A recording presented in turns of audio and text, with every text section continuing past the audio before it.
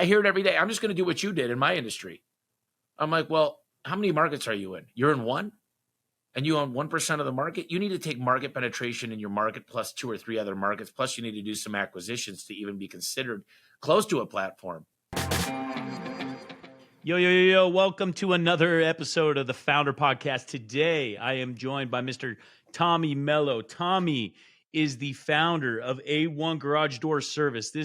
This guy has gone and scaled this thing. We're talking to hundreds of millions of dollars. It's absolutely crazy what he has done as a founder. He's also a best-selling author of 2 very cool books. One, The Home Service Millionaire, and then I'll let him tell you a little bit about his other book. But Tommy, welcome to the show.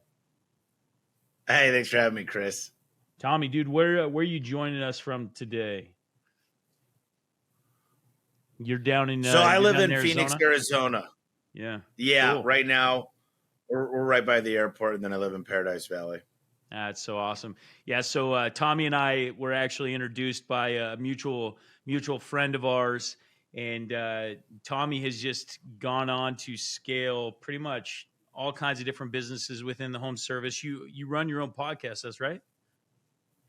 Yeah, the home service expert. And I looked, and I thought we were top 20, but apparently we're not. You might be beating us. I think we're in different sections of business. That's but, all right. We're getting about 50,000 downloads a month. The goal is to get that to 100 here. Nice. Very good. Very good. Yeah, I think we're about 300,000 downloads a month right now. So, holy shit, that's awesome. Yeah, it's been fun. So, Tommy, dude, tell us your story. You're what, 39 years old, 40 years old? Just turned 40. Yep. Just turned 40. You've been scaling a garage door service business. I know when we were talking, you were saying something like you're doing how many transactions a month in this space? 16 to 18,000 customers a month. Dude, that first of all is like mind-boggling transactions. Like doing that much with an end user at their home. You know, being from the home service space myself, like that hurts my brain even thinking about that. So, dude, tell us about like how it all began. So you've been doing this for quite some time. Give us a little of the background, a little of the story. Yeah, so I'm from Michigan originally, and you know, my mom and dad got a divorce when I was 7 years old, and my mom worked 3 jobs to make ends meet. She didn't want to have to move us out of our school zone district. So, you know, I just knew mom was always struggling. It seemed like she was gone early in the morning and working late at night. She was gone weekends. She was a realtor, a bartender, a server, just doing whatever she had to do. She cut hair. And so I mowed lawns and shoveled snow when I could. You know, I was 8, 9 years old. And I turned 12 and I got a job washing dishes. You got to be 13 to work in Michigan, but they paid me $4.05 under the table. And, you know, I just got used to making my own money. Didn't really want to ever ask anybody for money. I mean, Christmas was great. I'd get $25 from my grandma, you know, whatnot. But I learned how to make money at a young age and learned to be self-reliant. So moved out to Arizona when I was 16 to be with my dad and my sister. Broke my mom's heart, but I wanted to get my residency to go to college out here. And I really needed a father figure. My dad's amazing. And I going through puberty and just getting away from some trouble in Michigan. My buddies were selling weed and just really wasn't going in the direction I knew I wanted to go. So it was a great move. Did it for the right reasons. Was pre-dental. While I was running a landscaping company out here, I was bartending, serving, flipping Bowflexes, hustling. You talk about side hustles. I was a side hustle king. And So I was in my early 20s. Give us some of those side hustles because, I mean, usually those are the ones that shape you the most. Like, tell us about some of the side hustles. Okay. So one day I was watching TV and I saw this Bowflex commercial come on, and I knew what Bowflexes are, but I was like, dude, I need one of those, but there's no way I'm spending $2,400. So I go in the Arizona Republic, and there it was, $850. And I call up, and this is Sunday. The ad came out on Sunday. And the guy's like, dude, you're the 7th person that called. It's already sold. The guy already came and picked it up. And I was like, holy shit, that's crazy. And my roommate's walking by at the time. And he goes, have you ever heard of Craigslist? And I go, Craigslist. What No, is he goes, this? you got to type in the domain Craigslist and go on there. There's a bunch of used stuff. So I go on Craigslist, first time on there, and I find all these Bowflexes. I went and bought all of them, and I was paying $200 to $500. And I put an ad in Arizona Republic, and I said I want to pay by the year, keep the ad running. And every week I go pick up 5 to 10 Bowflexes. And then I saw an ad for Total Gym. So now I'm doing Bowflexes and Total Gym. Anything I can find on TV, and buy it on Craigslist. So it was arbitrage. I'd buy it on Craigslist, sell it in Arizona Republic, different audiences. And then I started doing cars. I bought G20 Infinities. I did Honda Civics. I did Toyota Tercels. And I'd buy all of them. I'd have all the extra parts that were extra bumpers, extra tires. I didn't buy 4 tires. I bought 40 tires. And we go in and I'd get them detailed. I'd pick them up. Sometimes I'd wrap them. But I literally just made them look pristine, changed the oil. A lot of times I bought them broken down, and my dad would fix them. And we were just hustlers, man. And what I learned was when I'm working hard, I'm making a lot of money. Whenever I go on vacation, everything would fall apart. And I was just a one-man soldier, man. I would make $500 a night in bartending. I mean, I was hustling. I was the number one ringer in all the bars in Scottsdale. Like when I went, I was doing $3,000-$4,000 rings. This is 20 years ago.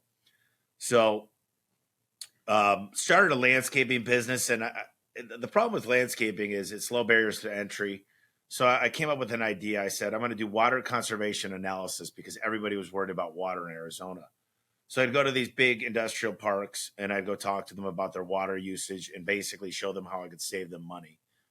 And I took companies that were paying $800 a month and I got them to $2,500 a month and they'd use me. And I just go to Home Depot and pick up 10 guys. And it was just a hustle. I was bringing in 30, 40 grand a month. But then again, when I wasn't there, it fell apart. I needed to oversee everything. And But all this is going on in my the important thing though here to understand is like not everybody just goes and scales a super successful business right away, right? Like the important thing is like you learned the hustle, you learned how to go out, make it happen by your own two hands, 2 feet, your brain, right? You're identifying value, creating arbitrage. You know, most guys just aren't willing to even go through that, right? They want to go and they want to scale the big thing. They want to just, have employees. They want to have the big logo and the big signs and everything else before actually going and doing it. And I think what you're talking about is like, yeah, sure, it wasn't able to scale without you, but you learned how to do it. And I think that's imperative for any of the listeners that are thinking about going and doing something themselves. Like, learn how to create it yourself before you go and try to scale. 100%. And I'm going to tell you a story here in a little bit about how the hustler had to die. But I'll tell you how I got into garage doors is I had lived in so many places in Arizona. And my buddy's like, we got an open room, but I don't want anybody to move in there. I moved in on the weekend when they weren't even there. And the total rent for this place, it was a dump in Tempe, was $700. He paid $300. Me and my other roommate paid $200. And my one roommate, I painted the whole house when I moved in. I redid the floors. I put gravel out front. I said, this place, I spent 2 hours cleaning the bathtub. I just couldn't be around filth. And these guys were pretty gross. But Sean started working for a garage door company, and he was the manager. And he said, Tommy, we can't find a good painter, man. He goes, can you paint garage doors? Like, how much does it pay? He's like, $100 a door. You got to buy the paint. So I hired a painter to go paint the first 3 doors. And he taught me how to feather it on and how to do it. So I go to Home Depot, buy a Magnum 5 spray painter. And I'd buy Glidden Speed Coat. And I got to the point where I was taping these things off, painting them. I could do 10 a day. And I called every company in Maricopa County, which is Phoenix. And I became the painter of choice for every garage door. And I would knock out 20 to 25 a week. So that was an extra $2,000, bottom line. I drove the G20, hardly any gas. And I got really good. Well, my other roommate started to work for him, and he was making 90 grand a year. The first couple of months, he was just slinging. He was a good salesman. And this is, mind you, this is 2006. The economy in Phoenix is blowing up. It's before we hit the Great Recession. So he said, Tommy, you got to come do a ride along with me for a week. He goes, you understand business, you understand P&Ls, marketing. And I really didn't. Looking back, I didn't know shit. But, you fake it till you make it. And I said, okay, so let's go run these jobs. And I just got excited. I was like, this is so much better than landscaping. And, he would sell remote controllers for $150 because people were they'd give money out. They were making a lot of money on their house. Their equity was up. And springs we paid $20 for, we'd sell them for $200 each. Rollers we paid $1 for, we'd sell them for $20 each. The markup was insane, and this is the heyday. So we started a business, formed an LLC. I got a yellow book ad. We got into Valpak, and when I worked hard, we made a lot of money. When I didn't take the phones, this guy was smoking a pound of weed a month, but still one of my best friends. But 2010, it was worse than a divorce because we were best friends, roommates, and partners. And I said, either I'm going to take on the debt or you're going to take on the debt. He was going through a lot of personal stuff. And he goes, you can keep the business. So I got my mom and stepdad to move out from Michigan and help me. My dad and I went and bought all the used trucks. I came up with a horrible logo. A1 Garage Door Specialist. At the time, we switched to A1 Garage Door Service. And if it could go wrong, it did go wrong. People were stealing toilet paper. I mean, I didn't have a great CRM. I literally went through 7 CRMs. I struggled. But anytime I went to work, I'd go run jobs. I was the number one salesman. We'd make a lot of money. So I was kind of trapped into the field. And I love marketing and sales. I love motivation, marketing, and sales. But I mean, you talk about not knowing something in Murphy's Law. I was the epitome of it.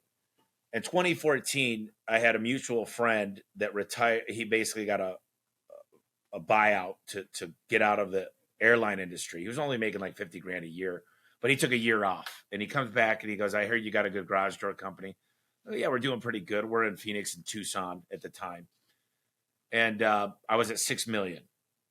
And at this point, you're just painting garage doors, or what are you doing with garage doors? No, so 2007, I started fixing them. I painted them for years into that. So while I started the garage door business, I was still painting them. 2010, I really slowed down the painting and just focused on the business. And 2014, I mean, by the way, I got a master's degree during this. So I was busy at school. I was still bartending and I was the side hustle king, and you name it, I figured out how to make money on it, but I didn't focus. I was wearing a lot of hats and I said, put your eggs in a lot of baskets. And 2014, Adam came on board and he helped me with payroll, HR. He helped me figure out the CRM. And we started really scaling. And 2017, I got on a Service Titan and I met Al Levy. Now, Service Titan is an interesting story because I fell in love with the software. And I called Service Titan and they said, okay, we'll get you onboarded. What's your email? And I told them it was tmello@a1garage.com. And they said, oh, dude, I'm sorry. You're a garage door company. We only do HVAC, plumbing, electrical. And you don't tell a guy like me no. I mean, I'm very, very, I'm going to follow up and I'm going to drive them crazy. So I called back 10 times, talked to different reps. No. So I finally went on LinkedIn, found the founder of Service Titan. And in 2017, they were still big, worth billions of dollars. But Ara returned my message from LinkedIn and said, I'm sorry, bro, you could understand we're focused. And I got on the phone with him. I said, dude, if there's anybody in the world you better put your money on, it's me. I will not let you down. We are very similar to HVAC, plumbing, electrical. I said, send out 10 success managers. I don't want one. We're going to build a whole new industry. And when I do garage doors, I'm going to get you your first of every other industry. And he's like, you're hard to say no to. He's like, F it. I'm going to bet on you. He goes, we're doing it. And they sent out 10 people. Adam did his thing in the background. We figured out the price book. We built all these automations. And, the software was a little clingy, chunky, clunky back then, but at this point, good. What kind of revenue are you doing at this point in your business in 2017? About 15 million when I got onto Service Titan. Got it.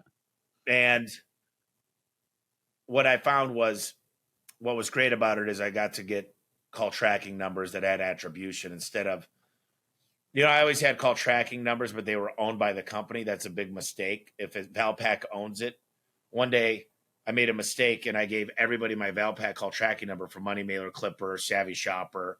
All of a sudden, there was a garage door company. They sold every single market.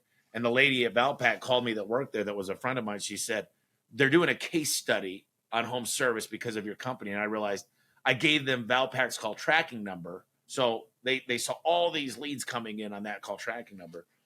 But ServiceTitan had some really cool features. I love the marketing. I love the automatic payroll. And just one thing I learned with software is I have to really do what the software does. I had to change what we do to model it to the software. So many people want to change the software. Well, they took billion-dollar companies and built the best practices into ServiceTitan. That's why it's the industry leader. Right. So I got on ServiceTitan, and at the time I just started the podcast, The Home Service Expert, and I had Al Levy on the podcast, and he happened to live in Scottsdale, and he said, hey, Tommy, would you like to meet up for lunch? And I said, yeah, I'm working on a new book called The Home Service Millionaire. I'd like to run it past you anyway. And this guy, been through the ringer, made a lot of mistakes, figured out his life, learned how to run a business, helped a lot of businesses. And we sit down and I bring a notebook and I'm taking notes. And he goes, how old are you? And at this time, I was like in my, early 30s. And he goes, you're the first guy that's ever bought a notebook. He goes, I'm already impressed. And he goes, would you mind if I came and looked at your shop? Well, I handed him a book and he said, the book is crap. You need to rewrite it. So I got 12 co-authors and I rewrote the book. But he came into my shop and he says, show me your manuals. And I give him an old dusty one thing. And I go, this is it. We haven't really used it much. And he goes, okay. He goes, you mind if I walk through your shop? And he goes, why are there calendars on every wall? Have you guys never heard of Google Calendar? And he goes, I'm old and this is kind of shitty. And he goes, I tripped on a wire in the back that you had a microwave plugged in from across the hallway. Everything's a mess in here. I could have stole all your inventory with your own forklift. He goes, how are you even doing this? Are you making any money? And I said, we're doing a lot of revenue. Well, we're not keeping a lot of it. And we were the biggest firefighters you've ever seen. I mean, I was getting reviews, video testimonials, meeting with HOA presidents. I knew how to bring in money, but I didn't have systems. I didn't have standard operating procedures. I didn't have checklists and manuals. So he worked with us. I paid him hundreds and hundreds and hundreds of thousands of dollars. And he sat with us every day. We built every manual. We figured out the dress code. If your car broke down, what happens if this, tattoo policies, you name it. We put regulations into place of how you do a roller job, how to fix the springs correctly. And we built standard operating procedures. And we built out a training center. And Al Levy was the epitome. He taught me how to delegate. He taught me how to build checklists, and we went through all this for a couple of years. And I had a really, really bad people in the financial department. So I didn't have a good CFO. I didn't have a good bookkeeper. It was always horrible. So we expanded. But one day my buddy Keegan came in from Best Home Services, massive HVAC plumbing electrical company. And he goes, can I look at your financials? And I showed him the financials. And this is like 2019. Maybe 2018. And he looks at them and goes, he looks at me pale. And he starts circling stuff. And he goes, you got to close these 4 markets today. It was Dallas, Houston, Atlanta, and Tampa. He goes, you'd be making 20% bottom line. He goes, you got shitty leadership. You need to close down today. And I go, I can't just close those. I could turn those around. And he goes, Tommy, look at me. Shut them down. Close those markets today. You are bleeding unmercifully. So I closed those 4 markets. I gave the guys $5,000 to move. Some of them moved.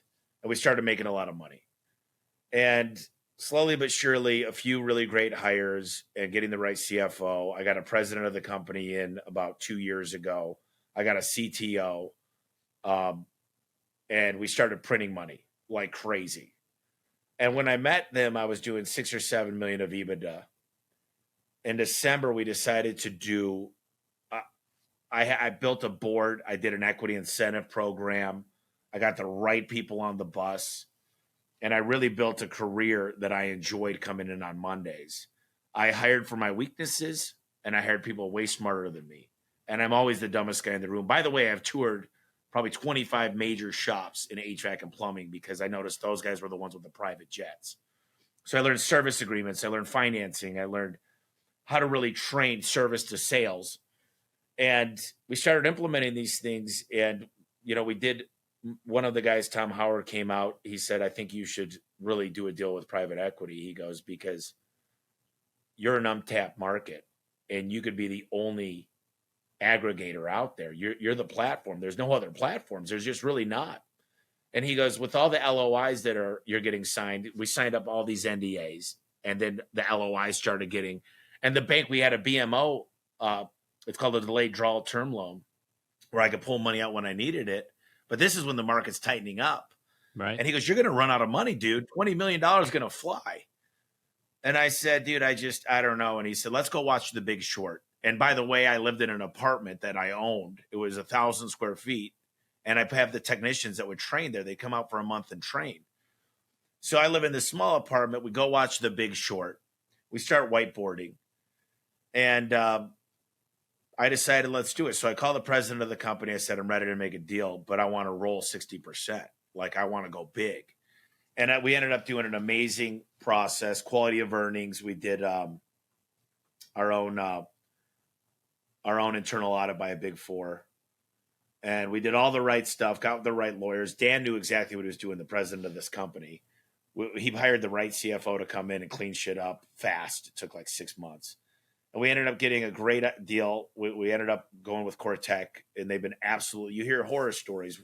These guys were absolutely incredible to work with. And they came in. They told us how it was going to go. They said, Tommy's the boss. He's the CEO. Everything runs through him. I don't want to hear anything until Tommy looks at it.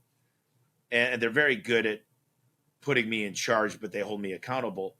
And they gave me this PowerPoint. They said, here's what you guys are going to report on every month. And it needs to be accurate. No bullshit. So we're going to need to get the right people on the bus to get these reports. Lo and behold, it took us 90 days. So this is March this year. And these guys are like wizards. They started circling stuff, work on this, do this, do this, do this. We went from 17%. So we got to 27 million of EBITDA when we did the deal. Got a fantastic multiple. I can't go into details, but it was a record for pretty much the top of the home service industry. And I ended up rolling 47%. And these guys are like, they're wizards. They're just good at finance.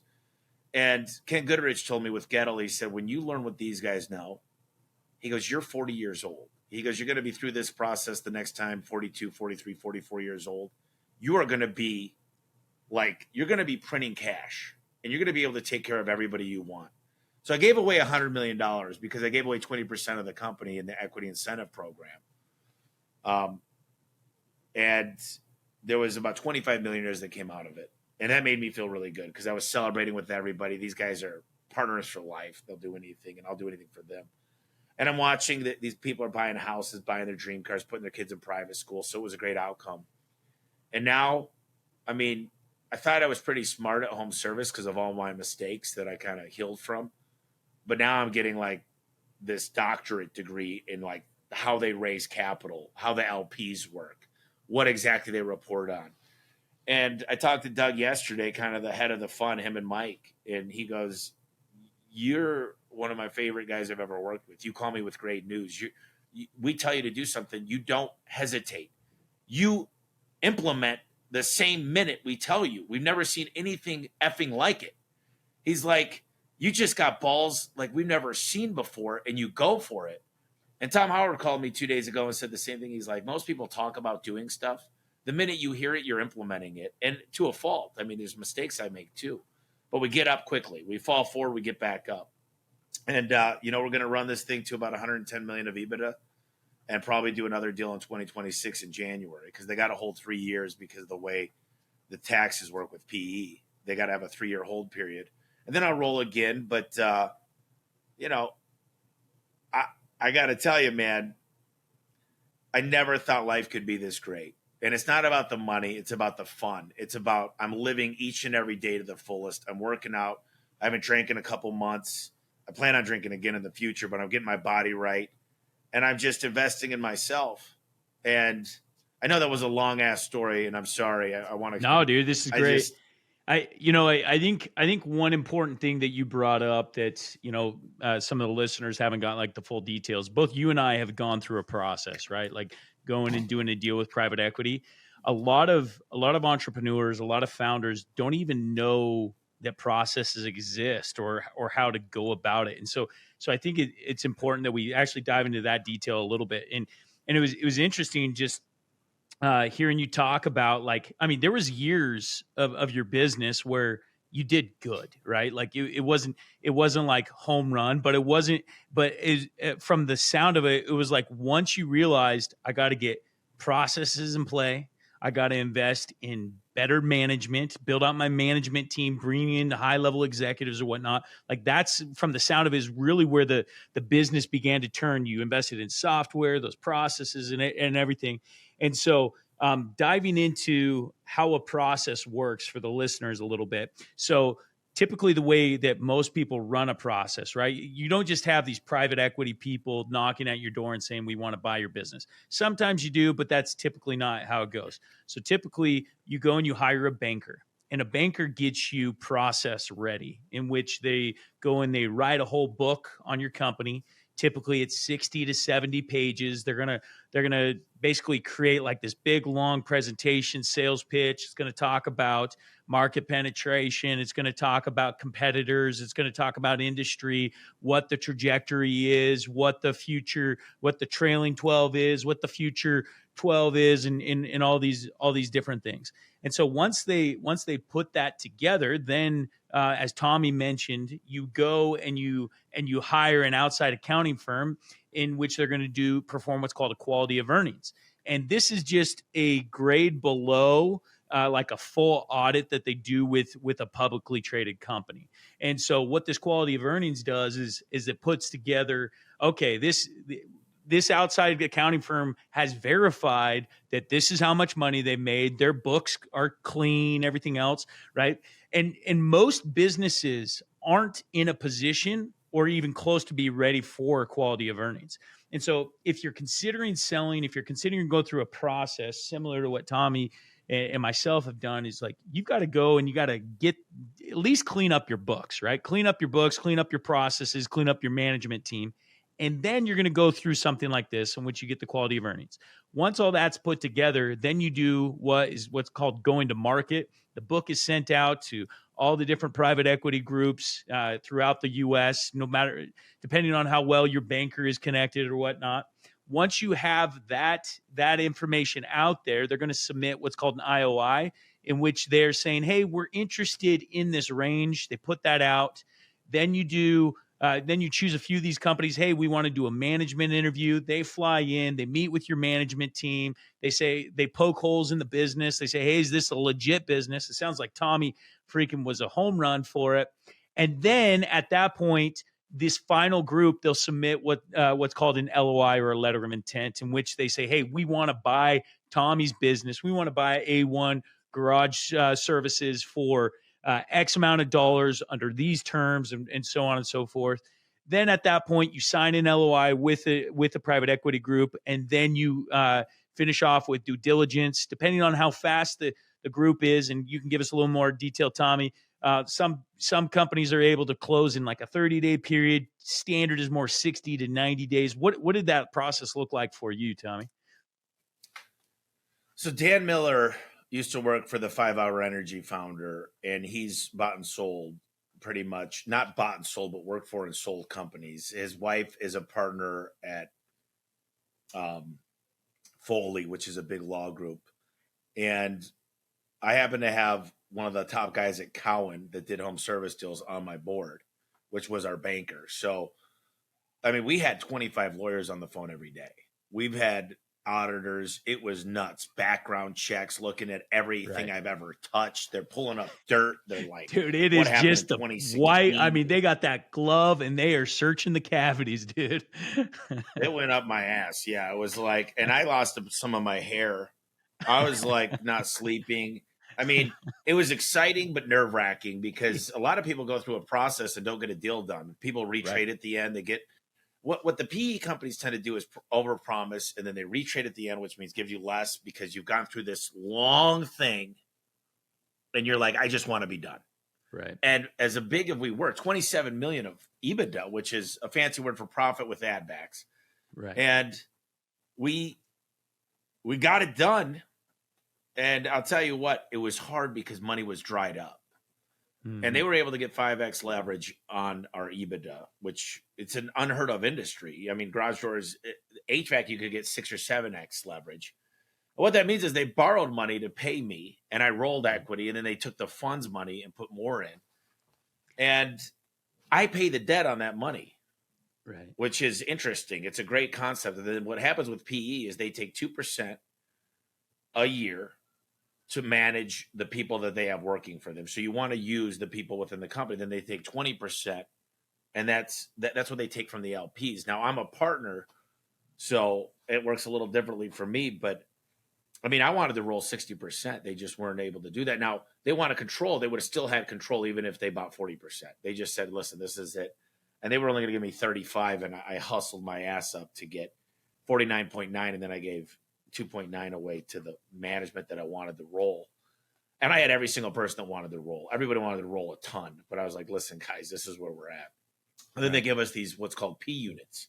It's profit units, and usually a company will give 10 to 15%, and you kind of put those out sparingly to get people involved and keep what we call golden handcuffs so they don't leave. Right. And it's a great recruiting tool. It's a great retention tool. It really attracts talent. And, you know, when I realized what these guys do, they set up a PowerPoint that's the same for every single one of their platforms. And so they're used to looking at the same charts, and they can see the outliers very, very quickly.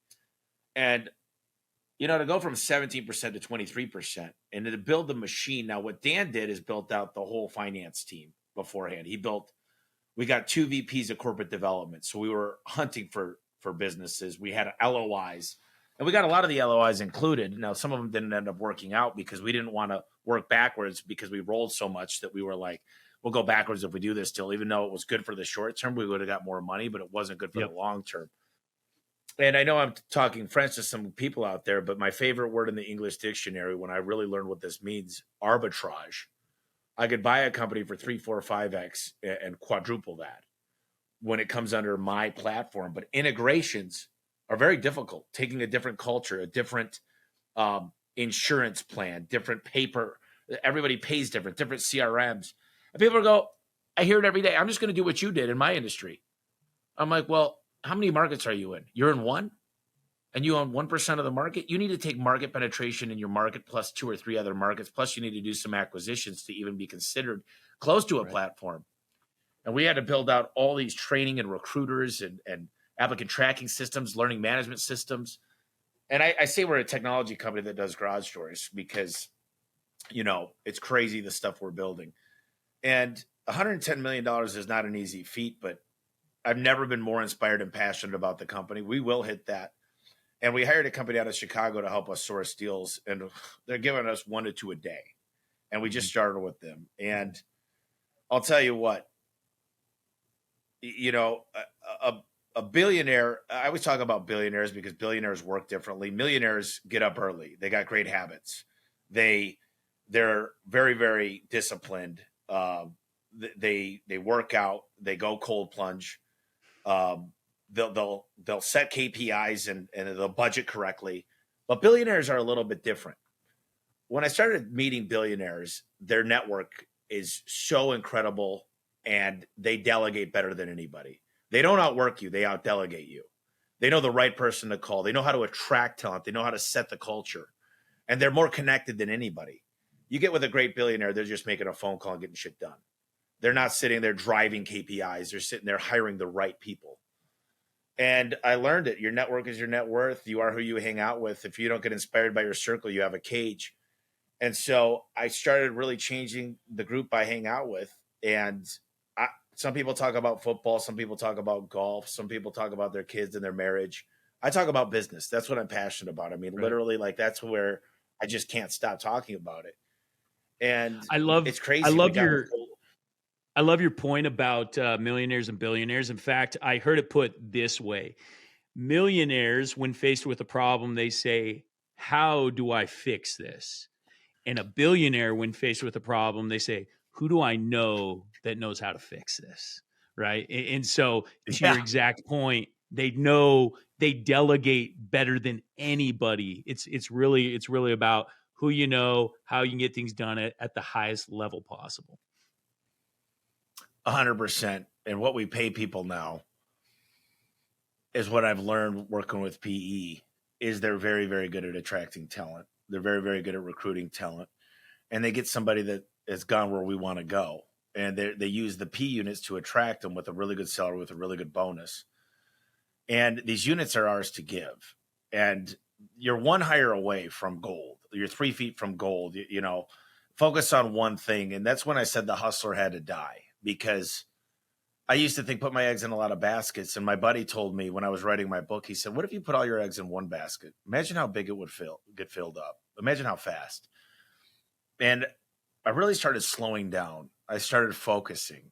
I started, as an entrepreneur, we're all faced with a little bit of ADHD, which I think is not a disorder. It's actually a skill, because you can multitask, but I got to be entertained, and I got to do what I love. And 2X is better than 10X. It's a great book by Dan Sullivan. But I focus on what I'm really good at. And I'm a networker, and I try to be the dumbest guy in the room. And what I noticed was the more people I help, the better I got at coaching, the better I got within my company. Just like when I go work out and I got somebody else, I'll work out 10 times harder. And so I had to become an expert at what I do. And so we started Garage Door Freedom. We got 60 companies in there. We'll probably have a couple hundred in the next year. And we got them on performance pay, how to get your brand. We work with KickCharge to get the branding right, the best branding company in the world. We use Al Levy's manuals. We get them on rapid hire to recruit the right people. And I've got companies that went from 500,000 to 3.5 million in 18 months working with us. I got companies that went, like the guy turned down performance pay in March. He went from 20,000 to 110,000 bottom line per month. And it's so much fun. So we decided to start the Freedom event. It's coming up in November. And I'm like, I want every industry to come, because I get at least 25 visitors a month to come through, walk our training center. And the moral of the story is, if I could do it, anybody could do it. Because I'll tell you what, I'm not the smartest guy. I got a high EQ. I mean, I've taken advanced calculus. I took all the classes for pre-dental, and then I ended up taking the GMAT. But I'm not the smartest guy. And my point is, if you meet the right people, you put the right systems in place, you got an accurate CRM with KPIs, you got systems in place. I did it in an industry that has never been done before with my team, and my team is my everything. Andrew Carnegie said, take away my steel mill, take away all my money, take away everything I own. Leave me with my core team. I'll have it all back in 3 years. I truly believe that. And I live by that creed. And so Freedom's about getting people ready to build a company that's worth a lot of money, because I understand accrual accounting versus cash accounting. I understand how to build a business now. And so many people have a great thing. They just don't know what to cut, where to spend their time, what they should be doing each day. They don't understand where they're bleeding. So I built these simple KPIs. If I know what you want to make this year, and I divide that by your average ticket, then I divide that by your conversion rate and then your booking rate. And then I multiply that by how much you pay per acquisition. There's your marketing budget.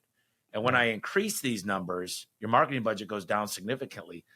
So first thing I do is get you on a CRM and get your data accurate. The next thing I do is I fix the biggest hole in the boat. And I'm telling you, I could fix any effing company in the world with that basic. There's a lot that goes in between. I renegotiate with the vendors. I put together really good oversight. I have more powerful meetings. But, I decided I wanted to share this with everybody. And so what's your definition of freedom? And my definition of freedom is to do what I want, when I want, with who I want, and really be able to take people with me. I don't have to take them with me. It's not my responsibility, but if you could, you should.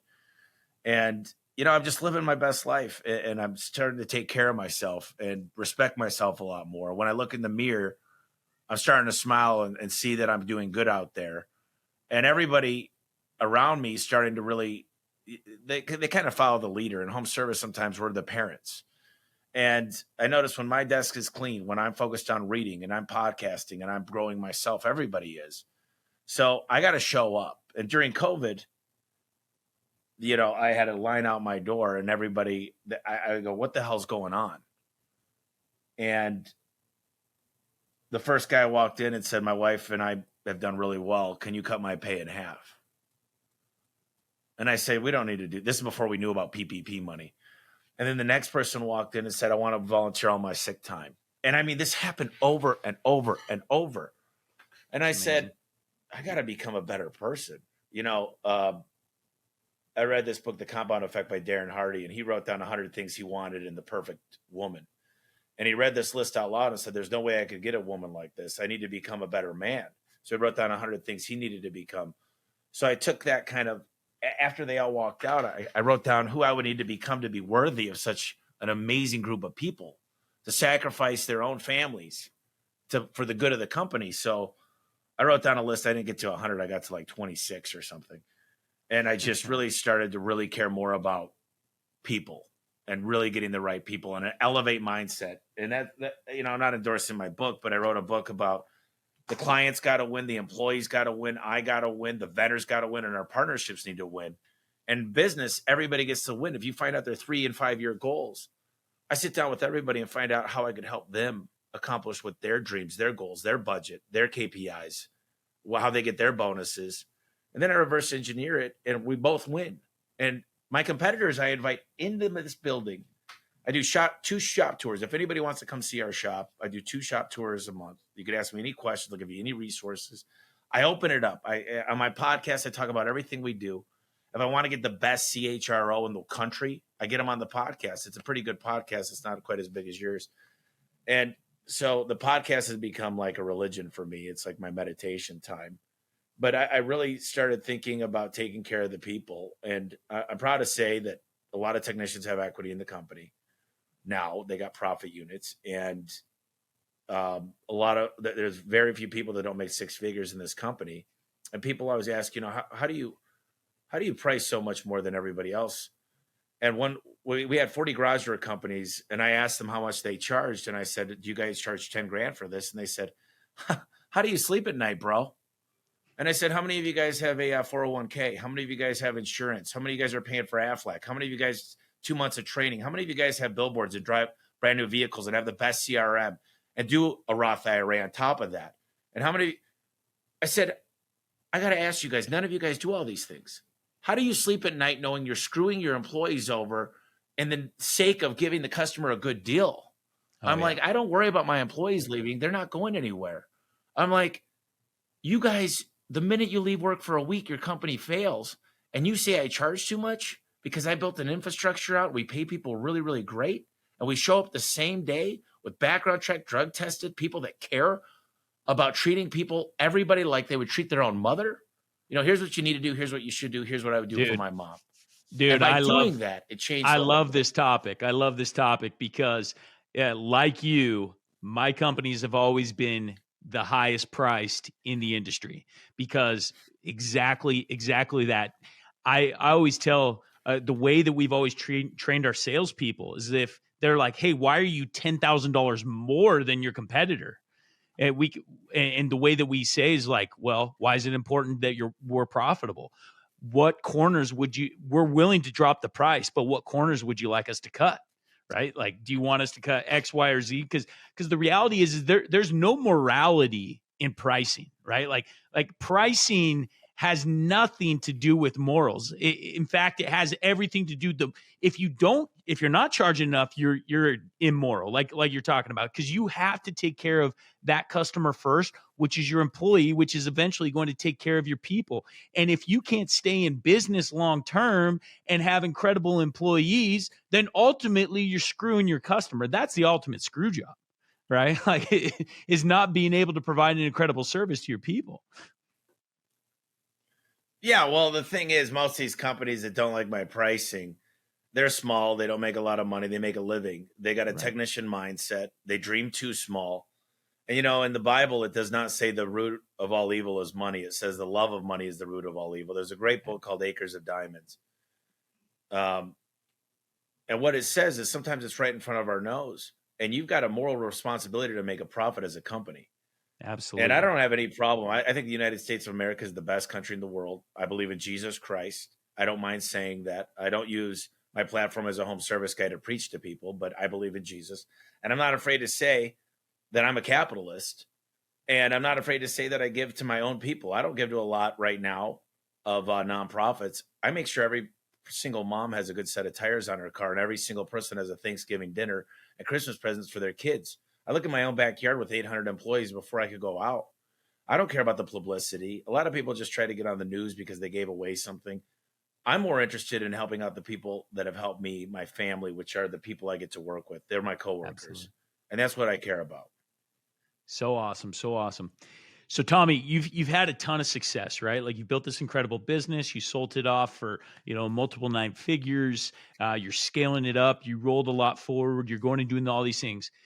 At what point though, throughout the history of your business, like tell us about a time that you almost gave up and what happened during that time and how you pushed through? Yeah, there's a couple big things that have happened. One of the biggest things was when my mom was answering phone calls. My stepdad was trying to maintain the chaos. The guys weren't really trained. We were hiring guys that were high on the job. A lot of theft going on. I walk into the shop on a Monday. The cops are there. There's two people smoking cigarettes outside. People were stealing toilet paper. This is not through COVID, by the way. Tools are getting lost. It's just accidents. And I was like, is this worth it? Like, but I had my mom depending on me. And my mom, I love my mom. My mom's the most important woman in the world to me. And there were days that, especially that day and that week, that I was like, is this always going to be like this? I mean, I had to walk out of the theater. I burned through relationships. I'd work on Saturdays, Sundays, nights, weekends, holidays, you name it.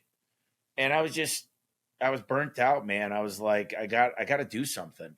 And sometimes you got to hit rock bottom to know really to make a change. And I had to reevaluate why I was doing this. And my mom was a big person in my life. And I just said, I'm not going to go through this shit like this. And, at this point I finished up my master's degree, and I was always out there learning, but I became an avid reader. I read the E-Myth, and then I read The Ultimate Sales Machine. Then I read the Richest Man of Babylon. I just started reading. And then the podcast happened a few years later, and I've been at the right place at the right time. I consider myself really, really blessed. I mean, people always say to me, man, you did it. You're just 40 years old. I'm going to get in the garage door industry. I said, dude, you want to know how it was? I was writing checks to make payroll every other week. I was mortgaging everything I had. Like, you know why business owners do well? Because the chances of doing well are slim to none. When they do well, you should do well. You sacrificed a lot, number one. Number two, Absolutely. What I can tell you is that it was really, really, really tough. And when you hit rock bottom, man, and some people go through divorce, some people never talk to their family again because of the relationship of business. Luckily, I ended up making most of my relationships with my family okay. And it was tough. And I'll tell you, would I do it all again? I mean, at 40, no. But now I know a lot. I've made all the mistakes. And I used to get annoyed when my dad said, if I knew at your age what I know now, and I said, so tell me. But you don't know until you make the mistakes. Right.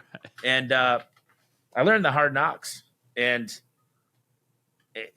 success does not come easy. It's tenacity. It's focusing on the one thing. There's a good book called Essentialism. And now I'm still very, very humble. And I got to tell you, I made a deal with God when my dad was in the hospital. He was this close. He was in the ICU. And I fell down on my knees. His oxygen fell below 60. And I was at the apartment, and I was driving to the hospital. And I made a deal that if he made it, that I was going to be, way more closer with Jesus. So anyway, he pulled out. He's golfing. He pulled through. And I'm just thankful. I still get time with my family, my parents. I'm not married yet. I don't have any kids. I got a great girlfriend, Bree. and I'm living my best life. And I know a lot of people say that, and you look at the inside, and they're going through so much pain. I don't have any pain right now. I'm really, really enjoying living each and every day. I'm thankful for each breath. I got my health. I've been working out. I'm on 4 peptides. I'm doing all these things, and I want to pay it forward. I try to help as many people as I possibly can. There's a quote here by by Zig Ziglar. You could have everything in life you want if you just help enough people get what they want, and that's my creed. And I'm an open book, and I'm really happy we got introduced because I just like hanging out with people that have the same mindset.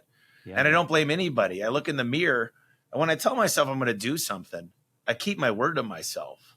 I don't lie to myself. I don't say you're going to start working out next week and then not do it.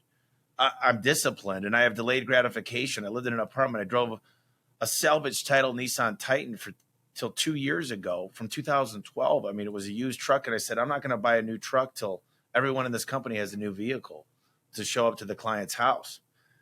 And delayed gratification, discipline, consistency has built what I have today. And I'm just in the fetal stages. I'm just getting started.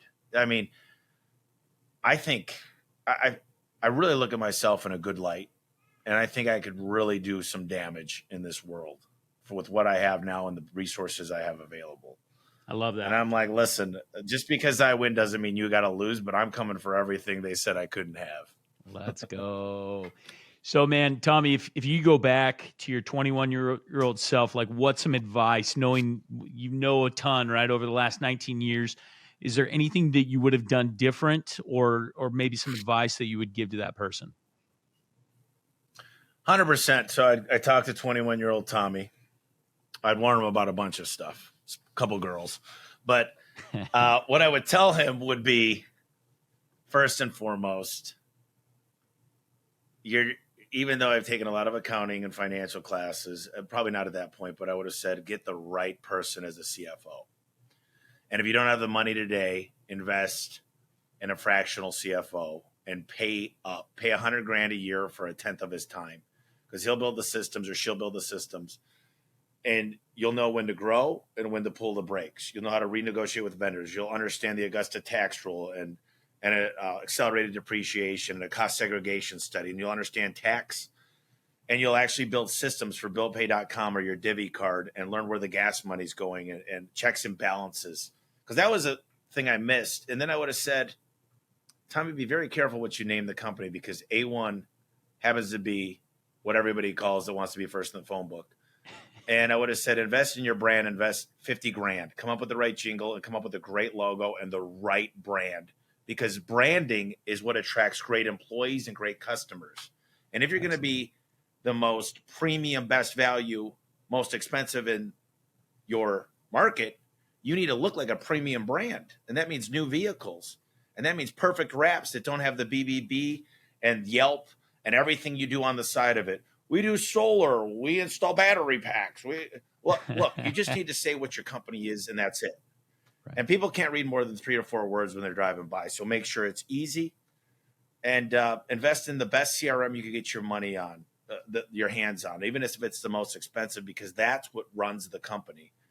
And continue to hang out with the winners you want to be around, because every time I travel to a successful HVAC company, they'd open up their doors, they'd give me everything, and I'd implement. And if I did that at a younger age, I mean, I'm happy where I'm at, but I probably could have done this 10 years quicker if I would have just been more open to constructive criticism and been around the right people asking the right questions. So that's the biggest lessons I think I would tell my younger self. Maybe cool it on the liquor through your 20s. But everything happened for a reason, and it all worked out. Dude, I think that's such incredible advice, because I mean, that's very applicable to any young entrepreneur that's just getting started, right? The advice about a CFO, that's actually advice that Alex Hormozi gave to me 3 years ago. We didn't have a CFO at our business. We had a controller. We didn't have a CFO, and we were looking at, hey, potentially we want to sell in the next couple of years. He gave me that same exact advice. He's like, dude, go spend as much money as possible on a headhunter. get an incredible CFO.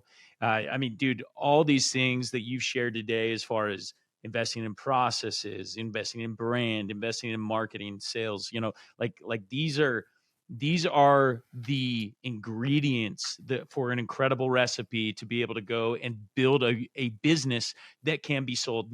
Too many entrepreneurs today are just building a hustle. They're just building something that's around themselves. It makes some money. It does these different things, but it's nothing that is attractive to an outside firm to come in and buy.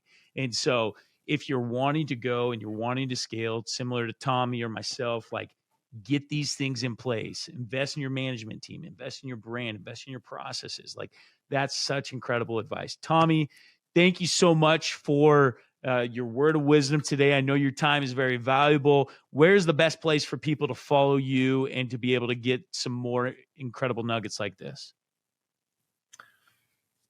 Thank you for asking that, and I had a blast. I got a quote for you in a minute that I want to read, but I got a couple books, Home Service Millionaire and Elevate. Put a lot of time into those. The Home Service Expert Facebook group is a great source. And then the Freedom Event, freedomevent.com, is where I'm putting a lot of time and energy into. So, the main thing is a lot of people don't take action. If you really want to reach out, you want to see what we're doing. There's no holds bar. I give away everything, because the day anybody learns what I'm doing now, we're changing every day. And I think we're stronger together. I think the home service, blue collar industry, we need to help each other, not attack each other. You go on these Facebook forums and everybody's talking smack, and they got this tiny little mindset, and they think they're right, and they think they're going to change somebody's mind by arguing. And I just open up the doors and say, come look, we have nothing to hide. We take care. I got my face on the side of the truck. It's a cartoon Tommy, caricature or whatever. But this quote is something I live by, and it's sitting on the wall out there on a canvas. But the master in the art of living makes little distinction between his work and his play, his labor and his leisure, his mind and his body, his information and his recreation, his love and his religion. He hardly knows which is which. He simply pursues his vision of excellence at whatever he does, leaving others to decide whether he is working or playing. To him, he is always doing both. And I live by that, man. You don't know if I'm working. That. You don't know if I'm having fun. Love that. I mix business and pleasure, and me and you are going to become good buddies. And I love what you're doing. You're out there to help. You're out there to help the guy out there, the woman out there that's struggling. And my main goal is that everybody gets to spend more time with their family and get what their definition of freedom is. And I think the blue collar industry is here. It's here to stay. We're essential. And I'll tell you this, programmers and all these other things, more people are going to get into this industry. And this is the calm before the storm. 2,200 baby boomers are retiring each day. 12% of them own businesses. This is going to be a massive wealth exchange. And I'm going to be there for it. And it's not about the money, but it's about what we do and our moral compass. And if you're running the right way and you're taking care of people and you don't got to look behind your back and you're not, some of the people out there that I've done business with are just cutthroat, only about the money. And there's so much more to life than that. So I appreciate this, man. I really do. And I'm going to have you on my podcast. And you're absolutely phenomenal for doing what you're doing out there. Appreciate it. Thank you so much, Tommy. Until next time.